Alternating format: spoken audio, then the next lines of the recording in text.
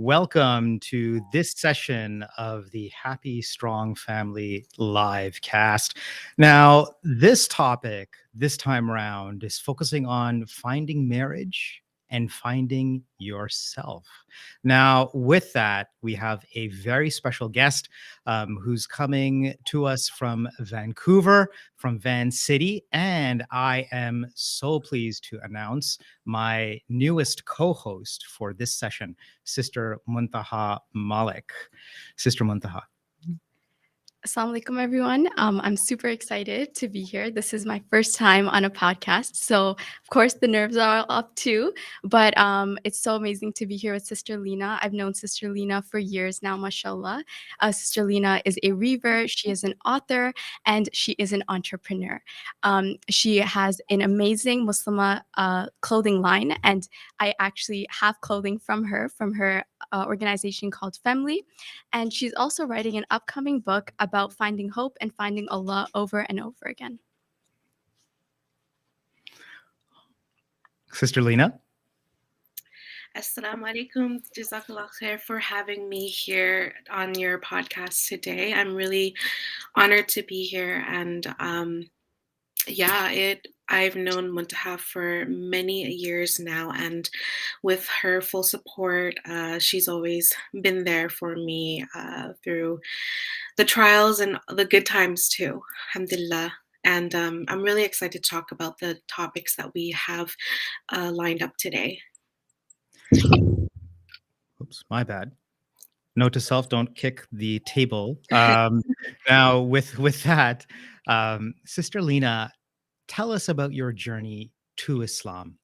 I'm just reading through your biography that you sent through our WhatsApp group, and it's like very deep. It's like wow. I am not one to be at a loss for words, but in this particular instance, I really am. So I won't take away your thunder. I'll let you really explain how you came to Islam.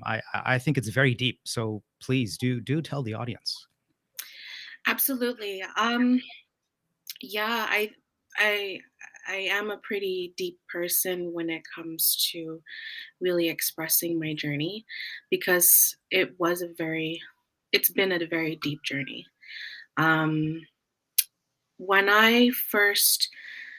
Before I first found out about Islam, I grew up in a Buddhist household, and my parents, they practiced Buddhism, and we had statues everywhere around the house, and that was the first initial thing that introduced me to who Allah is. I didn't believe in the statues growing up. I always questioned my parents, why do we pray to these statues? It didn't make any sense to me at all, because it was man-made and it doesn't move, doesn't do anything. So I questioned it a lot. But I always knew deep down at a very young age that there is a higher power out there, which is Allah. So at the age of 14 and onwards, I did a lot of searching. I went to the church. I attended Bible study. I didn't really try to look into Buddhism just because I guess the way that I saw the way my parents practice it was through worshiping idols.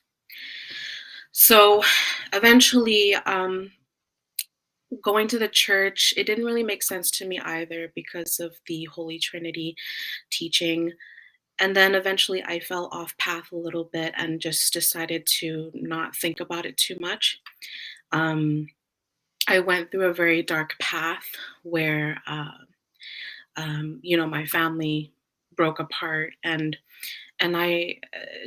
during that time growing up, I was surrounded by what I thought to be normal was,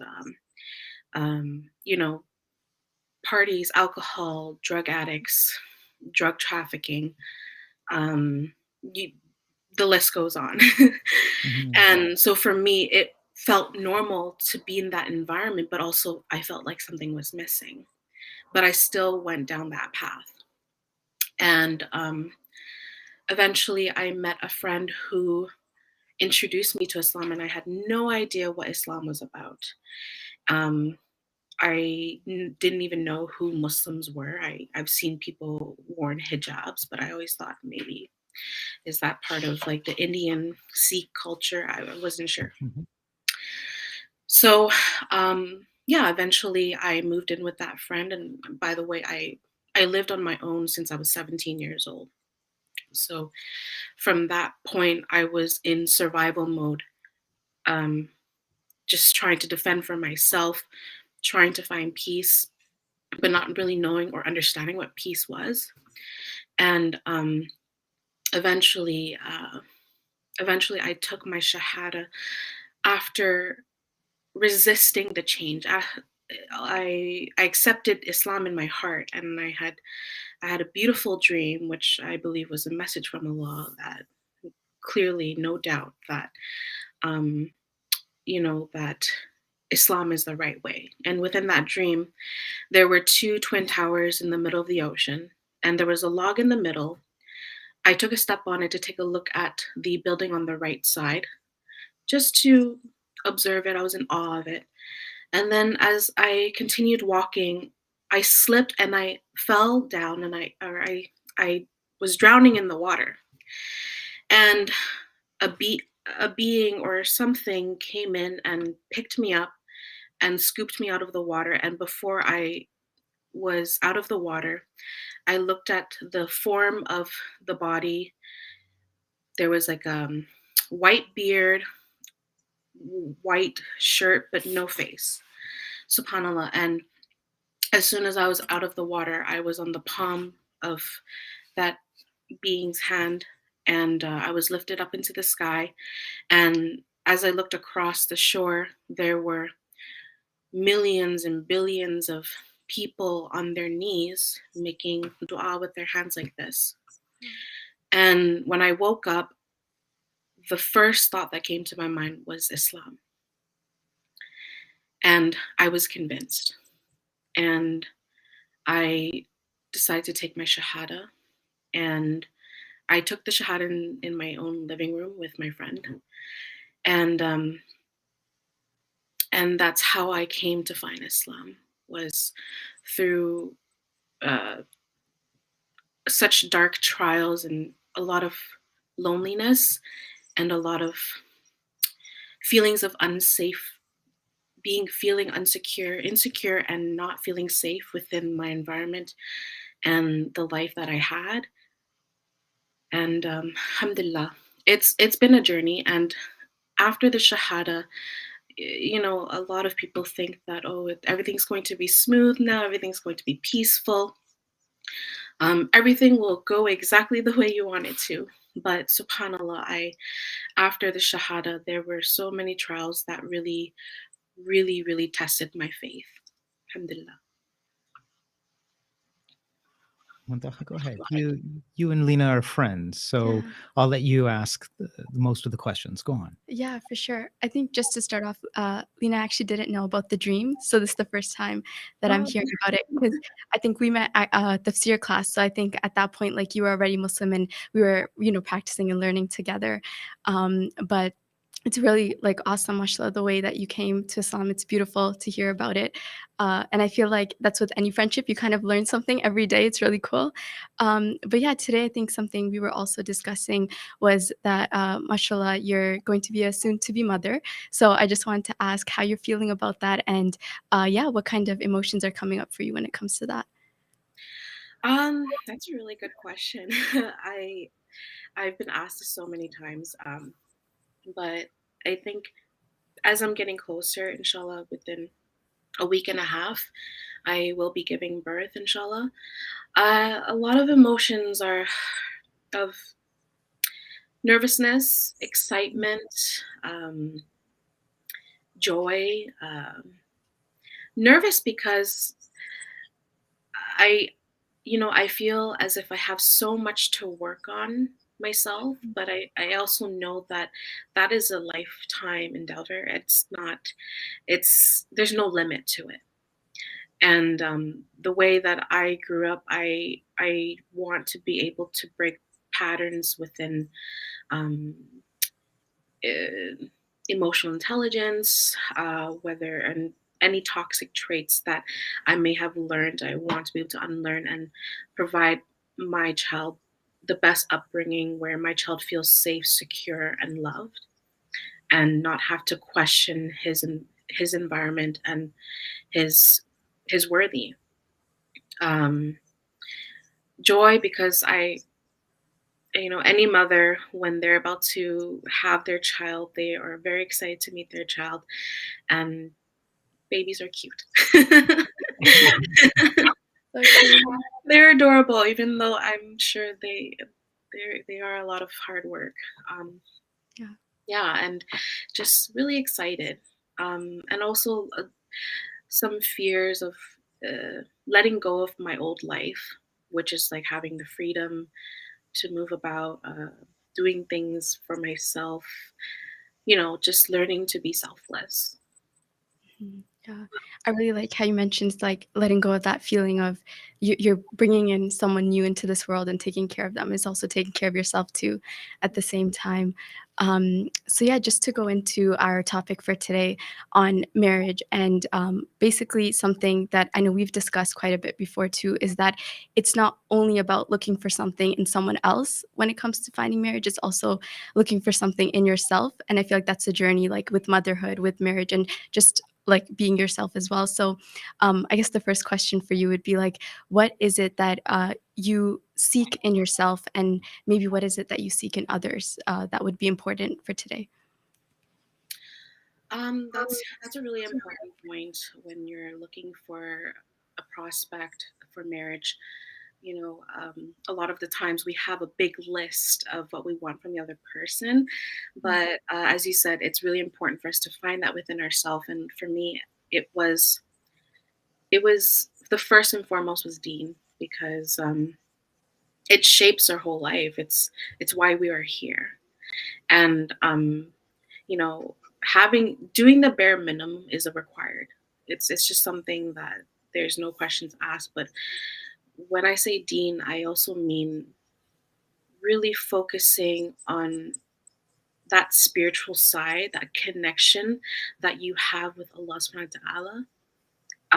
Really taking the time to study yourself with Allah.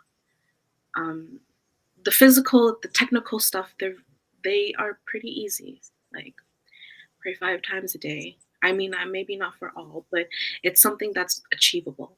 But to have that connection with Allah, and to be able to sit with yourself and reflect and really, really just have a conversation with yourself and hold yourself accountable. I think that's really important to have within oneself when you're looking for a prospect. Um, Anyone can say, I pray 5 times a day, I fast, I pay my zakat, but to what level of spirituality are you on with Allah that can help improve you as a human being, to burn that ego within you, to um, to build positive thoughts about yourself and about Allah and people around you, and having that positive attitude makes it easier to practice the deen. And when I say positive attitude, is like when you're in darkness, there are some people who they are in darkness and all they see is darkness. And they can't see a way out. But having that positive attitude and just realizing that, yes, I'm in a dark place right now, but I know that maybe tomorrow, maybe next week, or maybe within a few months, I will be okay because Allah has me. Right. And that's something that is very hard. I can say it's hard to attain when you are resisting that. I don't know if that makes any sense, but Yeah, that totally makes sense. Um, what you're explaining about being, like, in a dark place, I think, I feel like a lot of times with, like, mental health issues too, it's really easy to feel like that's it. There's no, like, end, and I know this is something we discussed too. I feel like we actually have podcasts on our own, like, every week. Yeah. It's really interesting. I feel like we're just on the phone right now talking, but, yeah, this is it's really great point, mashallah. Yeah, So, Sister Lena, when you talk about darkness, and to Sister Muntaha's point, I mean, mental well being, mental health, just having that positive state of mind, how can a potential partner help with that? I'm really interested to kind of see your personal point of view because you've gone through this struggle, right? You fought these demons, as you've said in your biography. So, how can one either find that partner, and I think this is maybe a two kind of faceted question, a partner within themselves, and then seeing their partner, their spouse, as someone who can be that shield. And there are so many hadith, and the concept of marriage in Islam is that your partner, your spouse, is like a piece of is like a garment, and when you wear clothes, it's either fitting, loose fitting, but it's meant to protect you, shield you, kind of hide your imperfections, hide your flaws, beautify you. So with all of that, what are some of your thoughts there? That's a really good question. It's something to really think about. Like, how can your partner or the person you're choosing, how can they help you in that direction of positive attitude?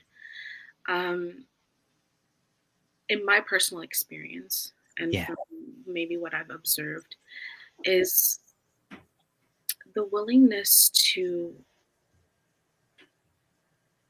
sit down with your partner and just hear them out. Sometimes it's really as simple as listening to them. And maybe you will not fully understand that person, but you can always try to put yourself in their shoes and think, what can I do to help make it better for my spouse? And being an active listener too, not, sometimes people, like for example, for myself, for example, I I would prefer that my partner does just proactively listen to me when I have the need to express. And I don't really feel like I always need to solve the problem, because sometimes the problem is just it's within myself that I have to solve. Like we can't expect the other person to solve our problems and make things go away, because that's just not how it is. Allah does that.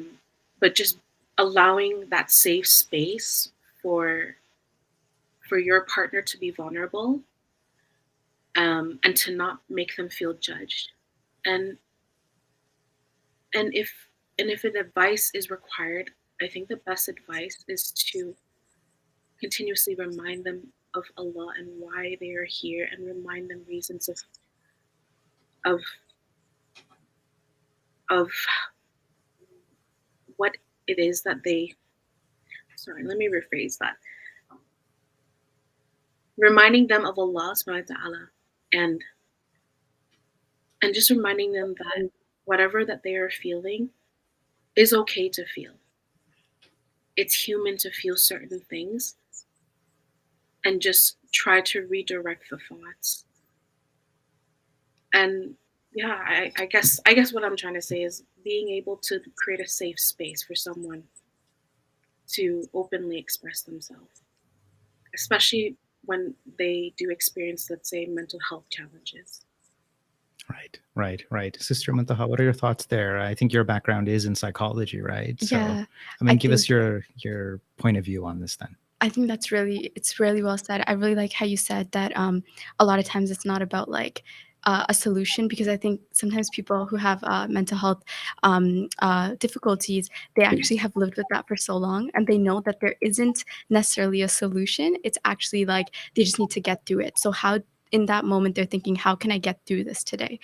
So if it's like a panic attack, or if it's like some sort of like depressive episode, it's like, just for this moment, what can help me get through? And I think for sure, like as Sister Lena mentioned, a potential partner, instead of thinking, how can I like completely eradicate this, because that might not be possible, just thinking like, how can I help this person through it? And also, I like how you mentioned it's like sitting together and actually communicating this is super important, Yeah. because I feel like a lot of times people want to hide what they're going through mentally, and that can have more of an impact, because we can impact the people that we love through our mental health issues as well. So yeah, it's a really great point. And I think that's not talked up often enough, right? And Sister Lena, I Yeah. really, really want to thank you for Yeah. kind of bringing up this kind of deep thought. It's so relatable. It's so relevant, Yeah, right? I mean, you hear endlessly now of how families have taken it to the extreme of sitting on opposite ends of the dining table, WhatsApping each other, sending themselves text messages. I mean, really, how often do family members or do spouses actually sit with each other and remind each other of the deen, Yeah. right? Remind each other of their purpose in life. And it's, Mm. yes, it's, or maybe I'll take it back. I'll say, no, it's not just, and I'm the operative word or the emphasis on just. It's not just to pay the bills. It's not just to send the kids to tutoring. It's not just to, make sure you're topping up your mortgage and so on and so forth. It's, if not even more important, to say, hey, how is your deen been today? Right. What's your level of deen been like today? All right. And I think this is something that the Sahaba would always constantly encourage each other about, right? The Sahabiyat, they would always be like, what is your level of deen? Like today, is it low, high? There's this one I came across through this one imam. He said about this hadith about the Sahaba. They'd come to the Prophet and say, "Oh, Prophet, you're like Noor to us. You're like moonlight to us. Whenever we leave you, we feel our own iman kind of dying down." And this is just a rough translation of the Arabic, but the Prophet sallallahu alaihi wasallam said himself, "Well, that's natural." Right, that's natural, and it's not so much a test of faith as it is just being human. Yeah. So at the end of the day, we're all human, right? But how many of us actually remind each other that, yes, we are human. Yeah. We're full of flaws. Hey, honey, it's okay. Come talk to me. Yeah. Yeah. Right? Like, we don't do that often enough. So Lena, tell us some more about your experiences, right? You've been, according to your biography now, you've been married twice. So this is your second, marriage. What can one do to kind of keep the ibadah, that focus on deen going after the honeymoon, so to speak? And is it you, Sister Muntaha, that came up with this question? Yeah. So maybe I'll let you ask this one then. Yeah, I guess first of all, like I think people always talk about this honeymoon stage where it's like things are just, you're so, I think, infatuated, or like you just feel like, oh, everything's perfect, and then real life actually hits you. And at this conversation, I have it with my friends as well. So it's like, I guess the question is, how do you maybe still uphold it, or is it not something that needs to be upheld, and is it instead there's a way to maintain a connection that's still deep and has to still do with that beginning phase of love? Yeah. You mean upholding of ibadah? Well, I guess that's two different questions. So we'll go with the first one, which is the honeymoon stage. So I know that's something that people basically talk about. How do you, I think the question would be like, how do you navigate leaving that stage? Oh, okay. Like, I guess going back to reality as we speak. Yeah, that's a really that's a tough question, but also it's definitely something that we don't talk about enough. I could say, based on my own experience, it was pretty rough, I would say, but I think it's really important to be able to have your own life, because a lot of the times when people get married, they are sometimes stuck to each other, and that's the honeymoon phase, you know. And at least for me, for myself, based on my experience, I didn't allow myself to make room for my own life at the beginning. So then after the honeymoon phase, it was kind of like I felt a little bit lost, and there was no balance. It was like either one extreme to the other. Um, The other extreme of after the honeymoon phase was, maybe being too involved into my own life that I'm forgetting my significant other. So balance is key. Just having your own space and understanding that the other person is not an emotional vacuum. um, we can't always dump our every emotion on our partner because there's a capacity as well. Especially, I would say, for women. Men, I think they don't. Men don't really dump their emotions a lot within us. Maybe there are a few, but I would say mainly women. We tend to put all of our emotions into one basket and just say, "Hey, okay, take my emotions now." Um, we need we need a proper outlet to be able to um, balance that out, and definitely making sure that you're keeping up with your ibadah. You are connecting with your good friends who remind you of Allah, friends who will give you good advice. Um, Another thing is to always communicate, Hmm. Yeah. but not communicate in a way. Communicate proactively, and when I say proactively, I mean as in, um, if you're having a tough day, uh, just give a gentle brief nudge, like say, "Hey, I'm not feeling good today." So just as a reminder, just to set, just so that your partner can know what to expect or how they can navigate Good. with you. Because sometimes, after the honeymoon stage, partners expect each other to know what's on their mind, and that's not the case. Yeah. You can't expect the other person to know exactly what you're thinking or just like make them guess. Like, that's not fair. Um, so I think that's really important. And then the biggest point that I would say, because after the honeymoon phase, sometimes conflicts they do arise, and as I said, reality sets in, and there are habits or pet peeves that now you have of each other. Make sure that you we're not taking that information or our problems out to the world, because based on my own experience, taking it out to the world is a recipe for disaster.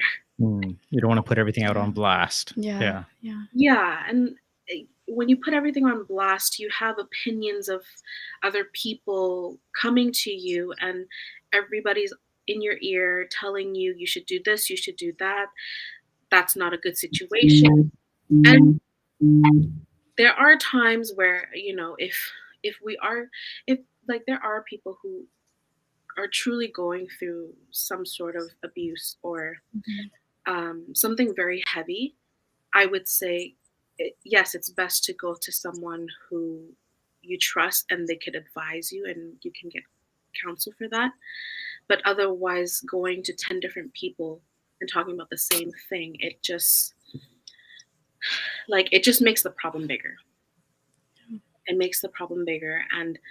Um, and yeah, based on my experience, it's just, I've, I received a big blow in my face at one point, and it's not nice. Um, Allah knows best why we are in the situation that we are, and there are lessons to be learned in that. And that's why we need to take the time to learn about our own reactions during that after the honeymoon phase. Really, really important to set your own life too, to develop your own emotional intelligence and learn to not react sometimes. And most importantly, just having a positive thought about your spouse Yeah. is my take. Um, like the more positive things you think about your spouse, it'll be easier to look past their flaws. And I think that's powerful, right? Yeah. I mean, we've all been in situations where, you're either in a heated argument or maybe you just need to step away, but then that's when those emotions kind of kick in, right? And then you just go down a negative rabbit hole. Yeah. But for all that negativity, maybe you just kind of need to remind yourself, even if you have to write it down somewhere or just have a mental checklist of kind of saying, oh, you know what, these are the top 10 things that are good about my spouse, Yeah. that are the positive light within my spouse, and just kind of remind yourself. I think that is important and gives you that resiliency. Wouldn't you say, Sister Muntaha? I honestly like the emotional vacuum, that concept. I feel like this is your metaphors coming out, mashallah, as a book writer. Like that's stuck in my head now, because a lot of times when you think of a vacuum, it's just like sucking everything into one place. And that's really what, if you like just want to put your emotions in one person, that's not fair, as you said, right? And I think that that's a really good reminder. I really like that one. Yeah. So in terms of this journey, Sister Lena, we're just at time. So how about we wrap it up? But before we do, I'll hand it over to Sister Muntaha, because we're mentoring her to be the next, podcast show host, not just co-host, but host. Yes, I'm embarrassing you here on the spot on Yeah, that's purpose. really okay. So I'll let you wrap up the show. No. Yeah. So Oh, I'll wow. give you a hint. Okay. How about you ask Sister Lena maybe the top 3 takeaways? Okay, Sister Lena, you heard that right? Kidding. Okay, Sister Lena, so what are your top 3 takeaways from today's podcast? The top 3 takeaways, I would say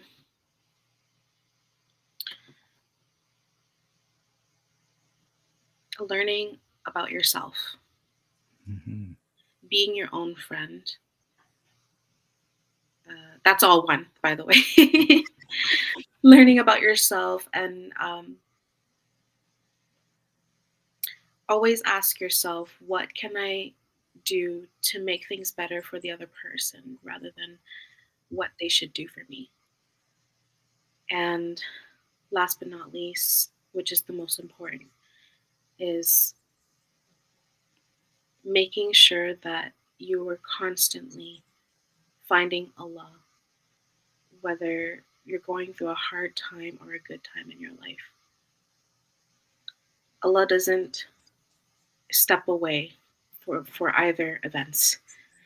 He's always there, and as so long as we keep Allah in mind and that we make that effort to build that connection, regardless of how low our iman feels, Allah will open doors for us and make things easier or give us strength to go through whatever trials that we're going within our marriage, within our everything in our life. Absolutely. And without Allah, it's hard to attain that peace. 100%. Well, Sister Lena, thank you so very much for dialing in and being part of the show today, all the way from Van City. Now, you do have a modest Muslim clothing line. Do you want to give a tag out for that? Do you want to give a shout out for that? Give us your social accounts, your website, and maybe even a hint as to your future book, please. Sure. Yes. So the modest clothing line that I started during COVID actually is called Femly. It was inspired because of me moving to Vancouver. I couldn't find anything here. So I decided to start that up. So my Instagram is called Femly Collections. And I do have a website, but it is currently under construction at the moment. With baby coming and all the craziness preparation, I am a little bit slowed down there. However, inshallah, I will be picking it up very soon. And as for the book, a little hint, as I mentioned, or as Muntaha mentioned, it is about hope and finding Allah over and over again. Just because sometimes when we think that we've found Allah once, we're kind of good. I think every trial we go through, good and bad, we always have to seek Him over and over again. And it is based on true events within a mixture of my life and also the people around me as well, inshallah. Of course, with their permission. But yeah, I won't say too much about the book. It'll be a surprise, inshallah. Awesome. I want to know, is there somewhere we can follow you for updates on the book and when you're going to be releasing it? Yes, there is. So there is my personal Instagram page where I post a lot of my writing and a lot of my reflections and poetry. I can give it to you. Should I say it? Should I spell it? It's a little bit. Yeah. Sure. So it's AMILXHH. Okay. Thank you. We'll put it in the notes as well. So Yes. thank you for that. Sure. Sister Mutha, now please wrap up the show. Okay. Okay, Jazakallah khair, Sister Lena, for joining us today on Happy Strong Families podcast. Really appreciated it, and talk to you next week, most likely, on our personal calling podcasts. But yeah, and thank you so much, Brother Mushtaq, for having me as your co-host. I really appreciated joining today. And make sure, everyone, you join us next Sunday for another speaker. We're going to be working on bringing a lot more community members, imams, and basically more views to this show, inshallah. Most definitely. And we'll focus on continuing the topic of emotional well-being, mental well-being, emotional health, tips on marriage, pre and post, on Islamic youth, on Islamic parenting. And that's what definitely the Happy Strong Family organization is all about. So thank you once again. A big thanks once more to Sister Lena Lai out in Van City. And Sister Lena, I promised myself I wouldn't make any reference to Ryan Reynolds, so I'll just leave it at that. Well, at least we can get a little bit of a laugh out of that one. I make too many jokes. I know that. I should stop. Oh, look, and my wife is calling me as well on the show. So, okay, I'll stop it at that. We'll end the podcast here. Thanks, everyone. Thank you so much for having me. Jazakallah khair. Assalamu alaikum. Walaikum assalam. Walaikum assalam.